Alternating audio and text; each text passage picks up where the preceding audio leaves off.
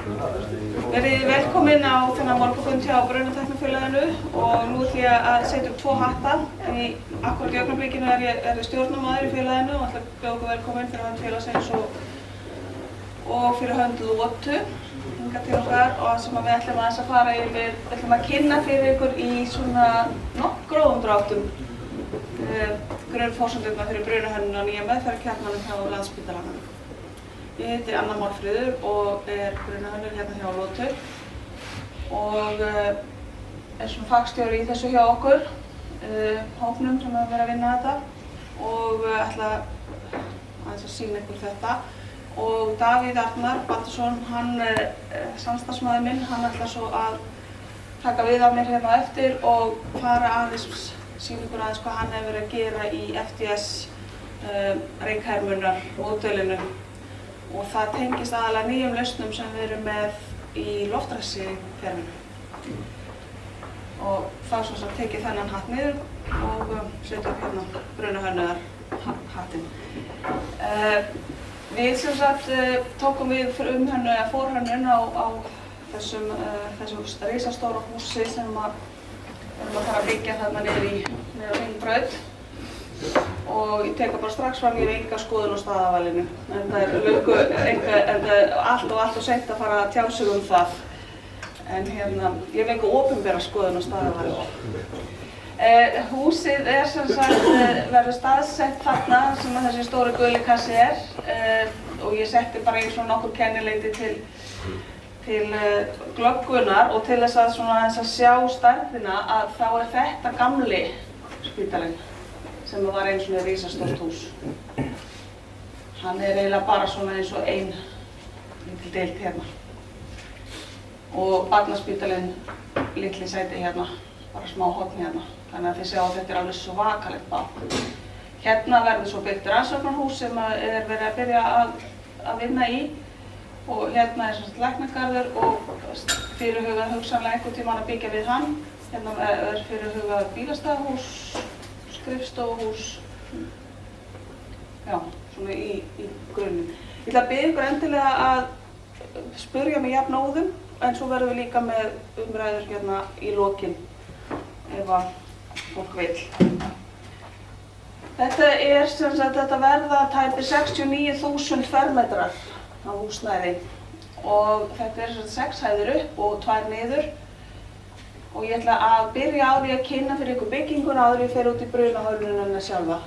Ég geri það fyrir að séu ekki margir hér sem hafa skoðað þessar teikningar eða séu umhyggjunnar.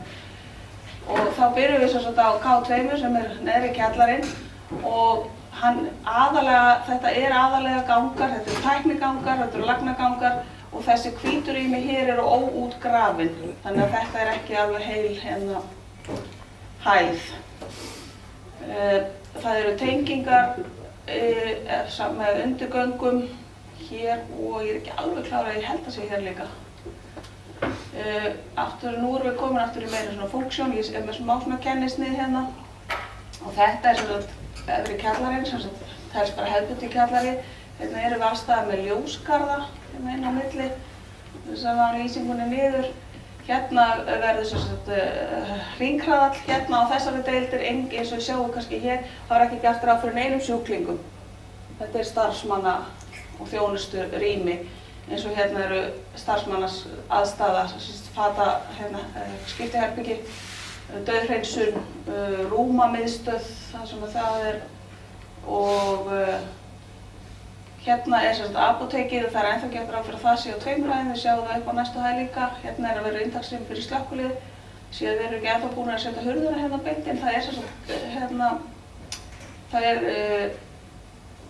gryfja hér utanhús, það sem er utanhússtigi hérna niður, þannig að þetta ganga beint inn hér. Hérna verður sem sagt hringhraðallinn og þessi rými hérna tengjast honum allu meðhöndlun á geislavirka efninu sem að hringhraðallinn býr til. Á fyrstu hæð er aðalega bráðamóttakan. Þetta er sem sagt þá aðalega inngangurinn hér inn á það og þetta er þá bráðamóttakan hérna þegar sjúkrabíla aðkoma, við keyra hérna inn og hérna út og þá er bráðadeildir og svoleiðis hér og þessar lyftur til dæmis, við höfum eftir að sjá þær alla leið upp að þetta eru bráðalyfturnar og þær fara svo upp á þak og tengjast þar við þyrlupall sem er áætlaður á rannsóknarhúsinu hér megin, við sjáum það kannski betur eftir. Þetta er sem sagt ljósgarður og hann er opinn hérna inn á þessari hæð og hérna er meðal annars hugsað að verði hægt að koma upp eitthvað almannavarna ástand að það sé hægt að reisa tjöld og annað því líkt í þessum garði, meðal annars. Hérna er svona efri hæðin á apótekinu. Ekki sjálfu sér meira þetta að segja í þessari hæð. Önnur hæðin, þá erum við með legudeild hér. Þetta er smitsjúkdómadeild og það sem er sérstakt meðal annars við hana er það að hérna eru 4 stofur þar sem hægt er að fara beint inn, þess að það eru 2-faldar hurðir. Þið verður að fyrirgefa hvað þetta er lítið, þetta er svo svakalega stórt hús að teikningarnar til þess að sjá þær í heild það er að verða í svo stórum skala. Þannig að þetta er svona, við verðum að taka vilja fyrir verki svolítið hérna. Það er sem sagt hægt að koma beint að utan, það er að því að húsið stendur í halla, þá er hérna önnur aðalinnkoman inn á spítalann á annarri hæð. Og þetta eru svona almenn rými, hérna verða matsalur og mötuneyti, litla verslanir og svona þetta móttaka og annað þvílíkt og hérna er sem sagt smitsjúkdómadeild, hérna eru allar stofur sem eru gerðar á fyrir að segja einangrunarstofur, þær eru með sem sagt stúku og eins og segi, ef það kemur upp ebóla eða eitthvað annað þvílíkt þá er hægt að hérna, nei, já, ekki bara hingað, að það er átt að fara, þá þarf ekki að fara í gegnum spítalann til þess að fara inn með það fólk. Hérna eru alls konar röntgen og myndgreiningarstofur og deildir og speglanir hérna og já, þetta er hjartaómun og speglun og þetta er sem sagt almenn rými. Hérna erum við byrjað að sjá þessar 2 ganga sem eru svolítið svona hryggjarsólurnar í húsinu, köllum þetta bara norðurgang og suðurgang og það er eiginlega svona grunnhugmyndin er svo að eftir þessum norðurgangi þar er almenningur, þar er sem sagt, þar getum við komið inn sem almenningur og löpum hérna, förum hérna, höfum aðgengi að deildum og eru þvílíkt. Suðurgangurinn, hann er meira klínískur. Þarna er meira þá umferð starfsfólks með sjúklinga til og frá hérna, meðferðarstofum og öðru þvílíku. Og svo eins og ég ætla að sýna ykkur aðeins og eftir þá erum við með svona 4 lyftu og stigakjarna hérna einnig hverju horni fyrir utan að það er stigi hér. Og þarna er áfram bráðalyfturnar. Þannig að þær tengja sem sagt við sjúkrabíla aðkomunni, komast hérna beint inn á myndgreiningardeild, það er að reyna að gera þessar leiðir allar stuttar. Á 3. hæð erum við aðalega við skurðstofur. Þetta eru skurðstofur tengt vöknun og undirbúningur hérna og svo gjörgæslan hérna. Hjarta- og æðafræðingar tengjast þessu skurðstofu hérna deild og þá sjáum við aftur að hérna eru bráðalyfturnar beint inn á skurðdeildina. Og hérna sjáum við aftur almennings norðurganginn sem er svona almenn umferðarleið fyrir þú átti ekki að þurfa að vera með starfsmannakort eða neitt til þess að ganga eftir honum. 4. hæð er tæknihæð. Hérna eru öll eftirræksakerfi á þessari hæð. Hérna eru öryggisvaktin, hússtjórnun og svoleiðis. Svo eru einhverjar skrifstofur og vinnurými fyrir skurðlækna og annað starfsfólk og svo eru hérna svefnherbergi fyrir lækna. Koma hérna ein deild hérna út í enda. En að öðru leyti er þessi hæð tæknihæð. Svo eru 5. og 7. hæð eru alveg eins og þar eru við með legudeildir. Það sjáum við að miðstöngin er dottin út en bráðalyfturnar sem þær koma hérna upp á þak og hérna verður yfirbyggður gangur hérna sem fyrir yfir á rannsóknarhúsið þar sem lyftupallarinn. Þetta eru bara hefðbundnar legudeildir, þess að 4 deildir á þessari hæð og 4 deildir á 7. hæð. Og þannig að þið sjáu hérna á kennisneiðinu hvernig þetta er.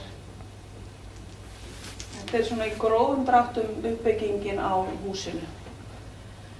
Nú þetta þekkja nú örugglega flestir sem eru allir sem eru hérna inni, hvað eru markmiðið með brunahönnun og það þetta síðasta hérna samfélag sem er svolítið sterkt í húsi eins og þessu. Þetta verður náttúrulega, þetta stærsti sjúkrahús, stærsti spítali landsins og þjónandi landsmönnum og hann verður að gera það hvort sem að það verður stór jarðskjálfti eða ekki eða eitthvað annað að vera, verulega stór. Þannig að þetta samfélagslega, þetta það sem að gerði fyrir utan náttúrulega allt þetta tæknilega og klíniska sem maður hafði aldrei heyrt þegar maður byrjaði í þessari vinnu.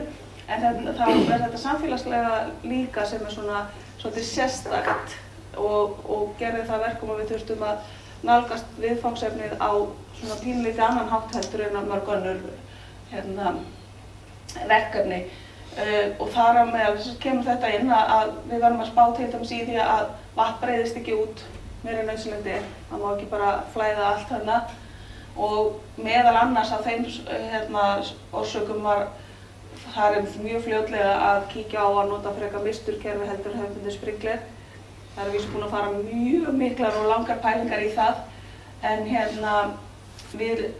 það voru svona, það var ýmislegt sem kom, já, kannski ekki nánar út í það nema fólk spurði af hverju það er. Það var sem sagt fyrsta lagi út af vatnsnotkuninni og þar af leiðandi til dæmis að þá ertu líka sem sagt, ef ég leyfi mér að sletta up and running, þú ert komin af stað aftur eftir mjög fljótt, þú ert miklu fljótari að komast á stað aftur eftir eitthvað smávægni en eldsvoða afmörkuðu svæði, minna út af þú ert að minni skaði og minni vatnsskaði. Og það skipti stjórnun spítalans miklu máli. Hafa lausnir einfaldar og en samt náttúrulega fullkomlega öruggt samkvæmt öllum reglum og reglugerðum. Og það var meðal annars eitt af svona fyrstu meginmarkmiðunum sem var lagt upp með þegar við tókum við þessari hönnun var að það var sveigjanleiki. Og þegar þið hafið séð þessar teikningar þá getið ekki ímyndið eitthvað neitt mikinn sveigjanleika í þessu. Það ekkert rosalega auðvelt að segja nei, hérna eftir 2 ára ætla ég að færa þetta MRI-tæki og ég vil hafa það hérna með ganginn. Við erum ekki að tala kannski alveg svo mikinn sveigjanleika en það var samt þetta ánáttúrulega duga dálítið lengi þetta hús og við vitum öll hvernig það er. Við þurfum bara að horfa á Landspítalann eins og hann er í dag þar sem búið að margbreyta deildum, margbreyta starfsemi ákveðinna svæða og það verður að vera hægt án þess að lagnir og annað í gólfi eða brunahönnun eða annað sé þannig uppbyggt að það sé erfiðleikum bundið að breyta. Þar af leiðandi þá endum við eiginlega í svolítið bara, það liggur við að við séum bara hvernig var þetta í byggingarreglugerðinni þar sem segir að þessu 3 tegundir brunahönnun, við erum eiginlega bara í fyrsta. Við erum eiginlega bara að gera þetta bókinu. Við erum ekki með einn gimmick sko. Það er eiginlega rosalega einfalt og það gefur okkur svolítið sveigjanleika. Og þá komum við aftur að þessu með samfélagið og þar komum við meðal annars upp með það. Það er að vísu ekki nógu vel skilgreind. Við höfum ekki getað fengið nákvæma skilgreiningu en það er orðað einhvern veginn þannig að eftir stóran skjálfta sem við gerum ráð fyrir að það sé svona helsta stóra náttúruvá eða einhver stærsta vá sem getur þessi bygging verður fyrir að þá verður sjúkrahús að vera starfandi mjög fljótlega á eftir. Við höfum ekki fengið nákvæma lýsingu á hvað mjög fljótlega þýðir. Er það 2 klukkutímar eða er það 1 dagur? Og eftir því sem við komumst mest þá var það nærri að vera 2 klukkutímar heldur en 1 dagur. Þannig að í raun og veru áttu bara að þurfa að sópa upp glerbrot og setja og reisa upp hillur og þú ert að geta haldið áfram lágmarks starfsemi. Og það er ákveðin challenge. Svo komum við að svona praktískum málum, aðalega það er mestu leyti í notkunarflokki 5 spítali. Það er svona einstakar rými inn á milli sem við getum sett í notkunarflokk 2 og 1 en það er mjög mikil minnihluti. Við þurftum að spá í flokk og viðkvæmra svæða. Við þurftum að velta þessu svolítið fyrir okkur. Í fyrsta lagi með tillit til rýmingar. Þú ert ekkert að taka sjúkling sem er í miðri skurðaðgerð og hlaupa með hann eitthvað annað. Þannig að við þurftum aðeins að spá í brunahólfun og spá í öðrum aðgerðum hvað ætlum við að gera. Og það var bara, það var eiginlega bara mjög athyglisvert. Þetta svona, svo eru atriði hérna inni í þessu sem eru öðruvísi sem ég hef ekki séð í neinu öðru húsi. AGV-vagnar, það eru sem sagt sjálfvirkir vöruflutningavagnar og þeir sem sagt, þeir sem sagt fara aðalega í göngunum á K2 þar sem þeir eru aðal á ferðinni á nóttinni. Þetta eru svona lágir vagnar, ég ætlaði að finna mynda en ég gleymdi því, sem eru sjálfvirkir og þeir fara aðalega eftir göngunum á K2 og þeir fara upp með fyrirfram skilgreindum lyftum á þessum fjórum kjörnum og við þær lyftur eru rými þar sem þeir stoppa, þar sem þeir eru með sína aðstöðu í raun og veru.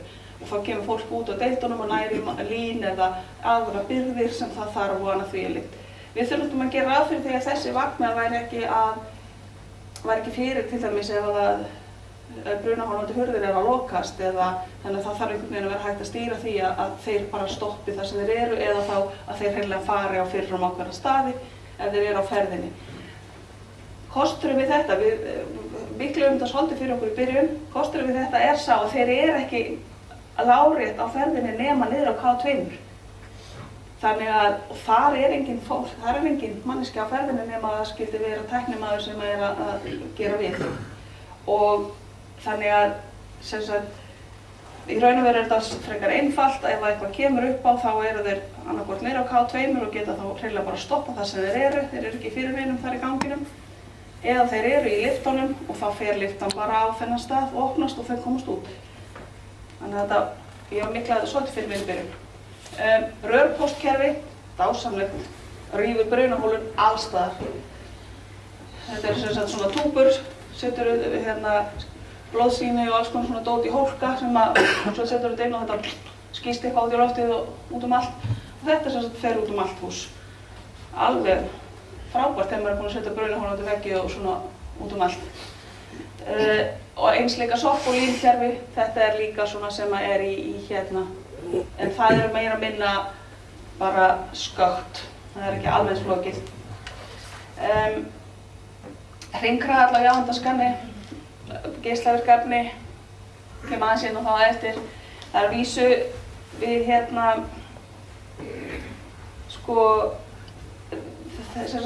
hringraðallinn, hann inni í þvílíkum steypukassa að þegar það var búið að gera allar þær geislunarvarnir og svona sem þurfti, þá voru komin langt út fyrir það sem við gerum kröfur á brunavarnir, svo við vorum svolítið stikkfrí þar. Þannig að hefðbundin brunahólfun virkar alveg í þessu, við þurftum bara að skoða þetta, við þurftum að meta áhættuna, kynna okkur þetta. Mjög gaman fyrir einhvern svona tækninörd eins og mig að fara og skoða þessa tækni þarna því það verður á svo allt öðru plani heldur en ég hef vön. En svo annað með svo MRI-greiningatækin. Það var eitt sem ég vissi ekki, að þau eru með fljótandi helium í þeim og ef það kemur upp bilun, einhver ákveðin bilun í tækinu þá breytist þetta yfir í gastegund mjög hratt, bara svona og það náttúrulega þenst það út og þetta þarf að hafa einhverja leið út. Framleiðendur skapa þessi leið. Þeir koma með þetta heitir quench, svona rör, þannig að þau fara bara beint út vegg bara og með svona smá túðu. Og við erum búin að skoða það að þó þessar túður komi fari út í ljósgarðana að þá höggbylgjan ekki það mikil að það sé hætta fyrir glerið í kring. En allt svona þarf að skoða. Alltaf gaman þegar maður búin að miklika fyrir sér og svo bara leysist þetta og þetta var ekki eins flókið maður hélt. Meginbrunahólf, segir sig sjálft, það eru einstaka rými og þau eru jafnvel verða engin. Það komin upp óska, það var apótekið, það var á 2 hæðum og það jafnvel verið að skoða að breyta því, það var einhver óskunarspítalar. Það sem sagt þannig að við erum að fara að leggja inn aðalupprætt í annað sinn núna, starfsfólk og eigendur eða rekstraraðilar spítalans eru ennþá að breyta innanhús. Svakalega gott að vinna við svona aðstæður, þannig að skulum ekki fara nánar út það. Og svo var óbyggð á milli hæða á fyrstu og annar hæð þannig í inngangnum en með tilkomu torg sem á að heita Sóleyjartorg sem á að koma þarna vestan við húsið, þá getur vel verið að það layout breytist, þannig að kannski endar þetta bara með því að vera hvergi opið á milli hæða. Það á aðeins eftir að koma í ljós. Svo erum við að spá í sem sagt hugmyndafræðin á bakvið brunahólfun í húsinu sú í raun og veru að við erum til dæmis með upp á leigudeildum þá hver sjúkrastofa sé brunahólf. Að því undanskildu að það ekki sjálflókandi hurðir og það eru glerhurðir, rennihurðir sennilega á öllum sjúkrastofum þannig að það ekki reykþéttar en með tilkomu vatnsúðkerfis og svoleiðis að þá var það metið ásættanlegt. Þar gerum við það, en svo niðri til dæmis eins og bráðamóttöku og á fleiri þannig rýmum og eins til dæmis í vöknun, gjörgæslu og svona, þá eru kannski, þá geta verið fleiri stærri brunahólf og eins og til dæmis í bráðamóttökunni, þá erum við með þetta kallast meðferðarstofur, þetta er 1 rúm í hverri stofu og þar erum við kannski með 8 stofur í einu brunahólfi og þá erum við að hugsa þetta sem sagt að þar viðvera starfsfólks eiginlega alger, það alltaf ykkur í gangi, þú ert ekki skilin þarna einn eftir yfir nótt og annað þvíumlíkt, það meiri umgangur, það meiri að vera, það svona allt aðrar aðstæður, þannig að þar leyfist okkur að útvíkka okkur aðeins og það hentaði starfseminni líka betur að vera ekki að hafa allt, þetta verður að vera svolítið flæðandi.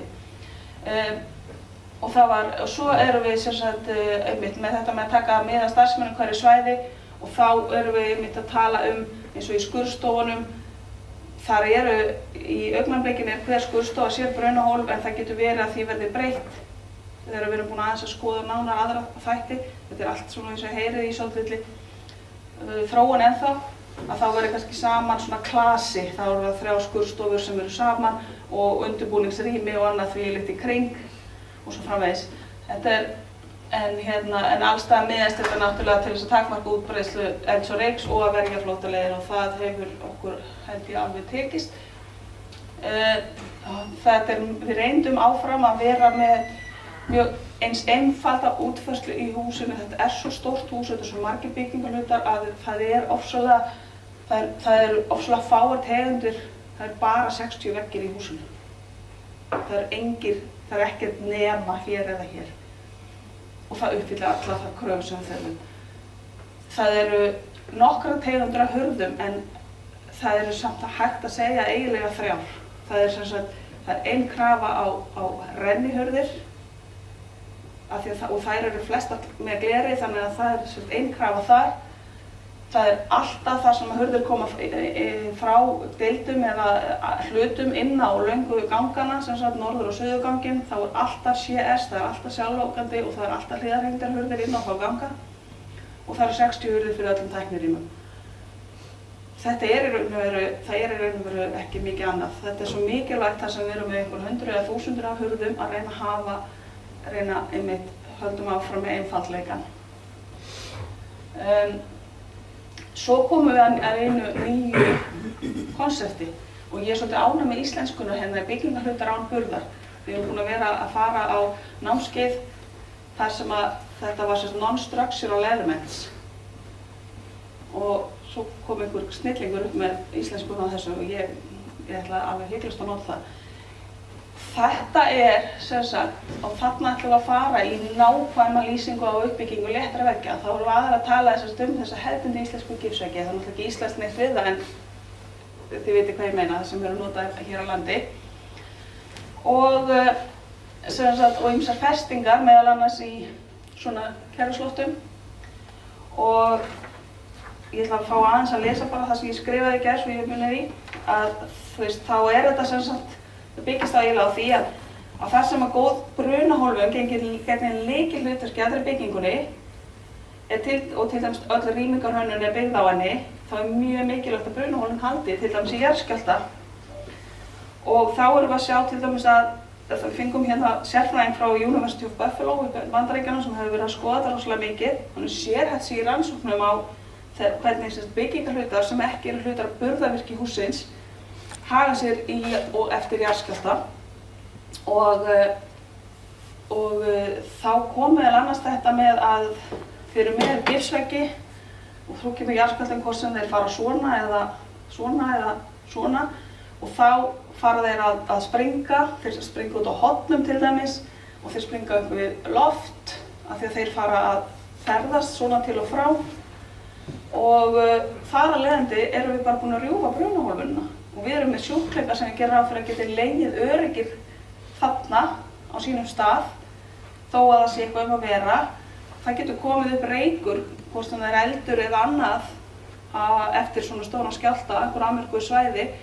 Það eru allar flóttaleiðir verumennar teftar, það eru lyfjaglös og það eru kerfisloft og það eru alls konar dót í öllum flóttaleiðum. Þú ert ekki að fara að rúlla rúmunum þar í gegn. Þannig að allt í náttúrulega komið eitthvað nýtt hérna sem við vitum öll að burðarvirkjahönnuðir eru á fullu í jarðskjálftahönnun. Þetta er ekkert á þeirra borði. Þannig að þetta var svona svolítið ný vinkil sem við þurftum að skoða og erum að skoða svolítið nákvæmar og bara akkurat í þessum tölu orðum. Og eins og ég segi að hann kom með þetta svona einfalda skemmtilega lausn með nákvæmlega bara hvernig þú festir veggina þannig að eins og við fyrir loft.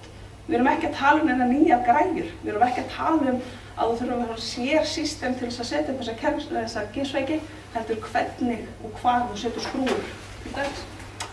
Einfalt. Það sjáum við nokkuð þema hérna. Og svo er annað sem við sáum á Karolinska sjúkrahúsinu úti í Stokkhólmi. Það var algjör snilld. Þið vitið alveg hvernig þetta er, svo ég segi aftur frá eins og Landspítalanum núna þar sem búið er að breyta mörgu sinnum og það er eftir 5 ár eða 10 ár þá var ákveðið að breyta þessari deild og það man enginn að þetta hefur brunahólfandi veggur. Það er bara, við viljum þennan vegg niður og við viljum hafa þetta svona og hinsegin. Hérna sjáu þið, ég tók þessa mynd út í Stokkhólmi, hérna kemur kerfisloftið, eða miðtekna loftið. Þannig að þetta er svona stóri stafir, bara skapalón, spreyja þarna fyrir ofan. Þannig að leið og einhver ætlar að breyta eða það kemur einhver og borar í gegnum brunavegginn minn. Setur rör, þá veit hann að það er að þétta hann. Þannig að við leggjum það til í okkar skýrslu að allir veggir verði merktir svona.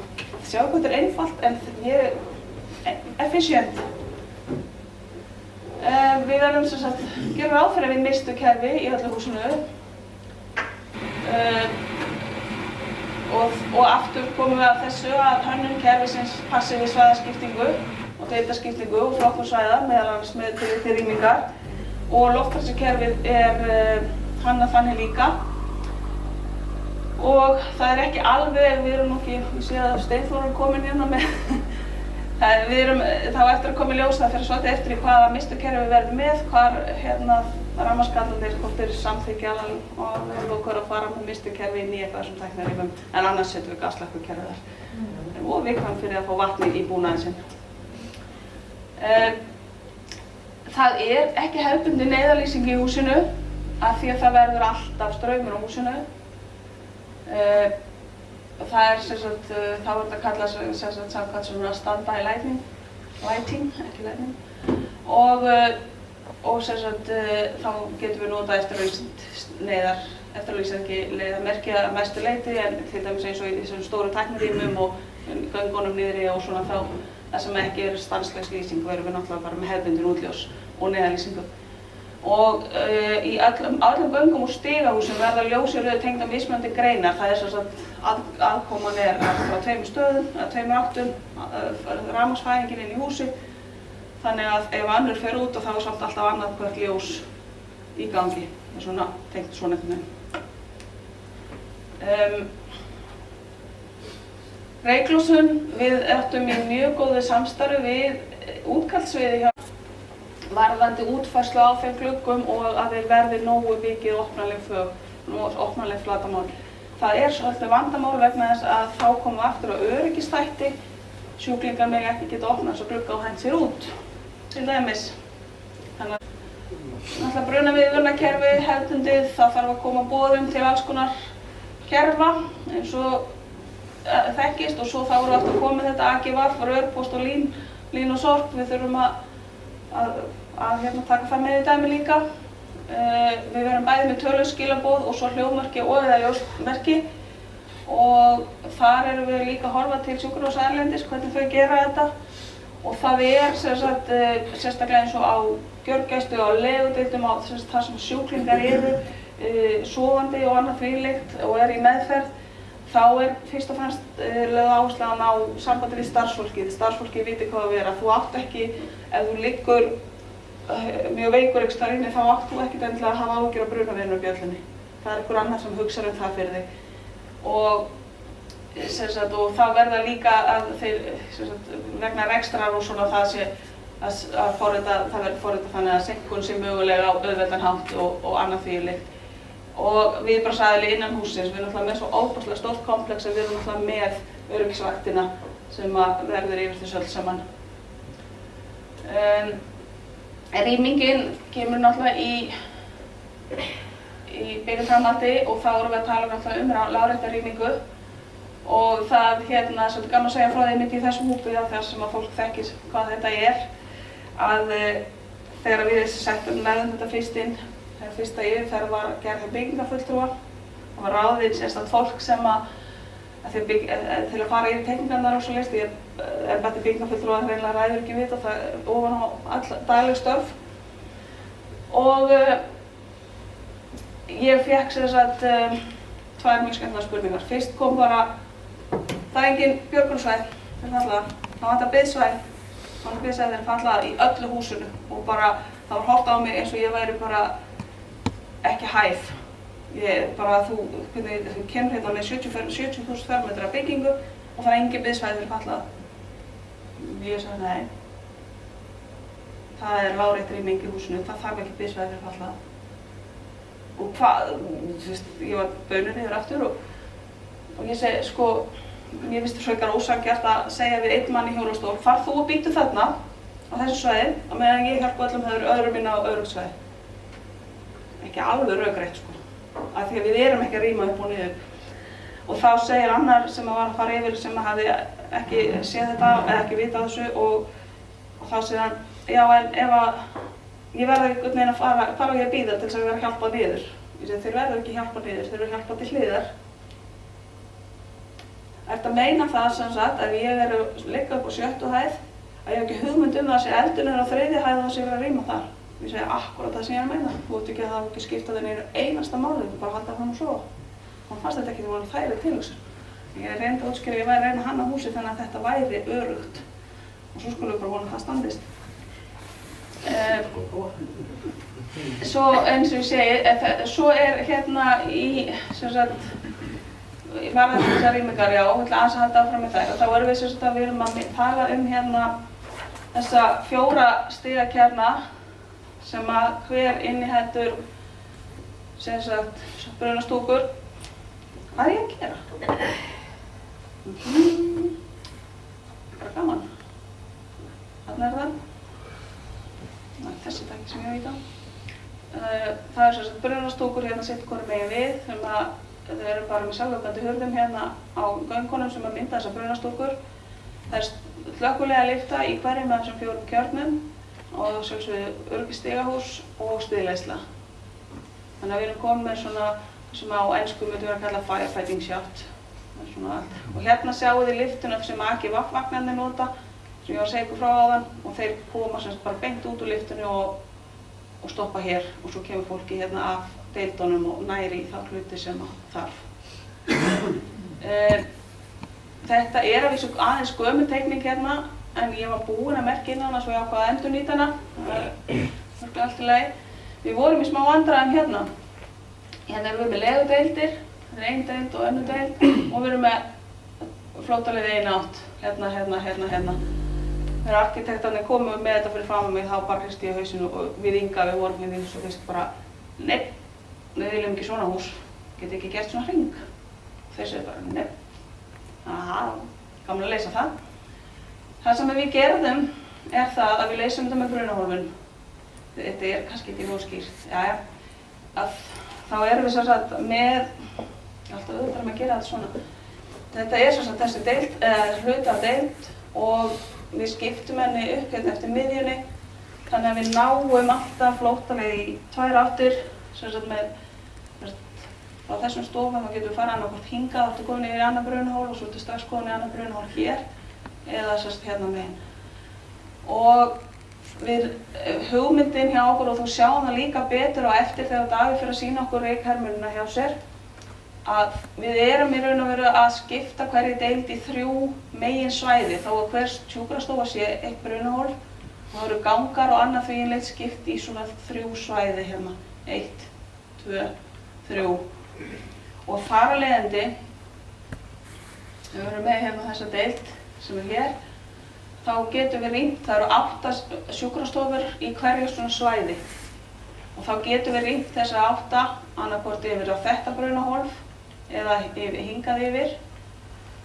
Og svo ef þess þarf áfram yfir í næsta brunahólf og þá er jafnvel hægt að fara aftur yfir. Þannig að þú hefur alltaf leið fyrir, þú veist, ef við gerum ráð fyrir allir 8 sjúklingar í hverju hólfi séu í rúmum, þá er pláss fyrir þau hérna bæði á göngum og eins líka þó að hver sjúkrastofa sé gert ráð fyrir einu rúmi, þá er hægt að fara með annan sjúklingin tímabundið.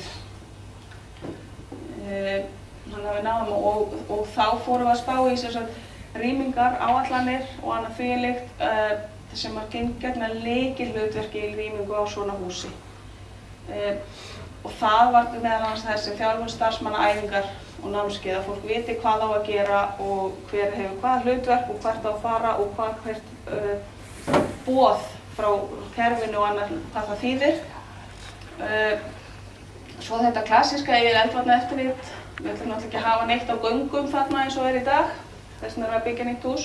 Mér skilst að vísu, kannski arkitektin sem kom inn að geti svarað, mér skilst að sé eiginlega orðið á lítið áður að það er búið að byggja það sko. En hérna, svo þurfum við að spá í rýmingar, hvað ætlum við að gera á nóttinni? Þá erum við með rosalega fátt starfsfólk og marga sjúklinga, hvernig ætlum við að manna það og hérna skoða það. Og svo þarf við hversu marga þarf til að aðstofa rýmingu sjúklinga frá hverju svæði og svo forgangsröðun, ég stal þessu úr hérna erlendri rannsókn.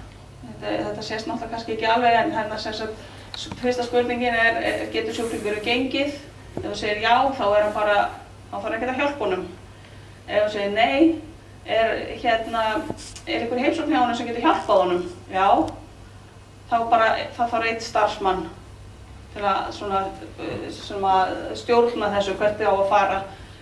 Nei, það er enginn sem getur hjálpað honum, getur ekki gengið, hann er ekki samt obese, já, of feitur eða hann er ekki mjög mikið hamlaður en getur samt ekki gengið.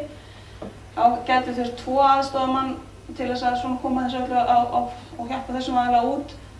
Eða þá hann er, sem sagt, þetta er náttúrulega amerískt, þegar hann stendur obese eða komplex, þá er sem sagt bara mjög veikur maður í rúmi og þá sem sagt 3 eða fleiri þarf til þess að koma þessum manni á öðru svæði. Og það sem ég langar að segja ykkur frá einu hérna, það var hollensk rannsókn sem ég sá þessa fyrirlestur á ráðstefnu í sumar.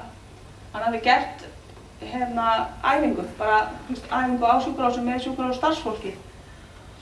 Og þá sem sagt kom fram sem sagt, hann tók saman mismunandi tíma. Það er sem sagt tíminn sem það tekur fyrir starfsfólkið að komast að rúminu.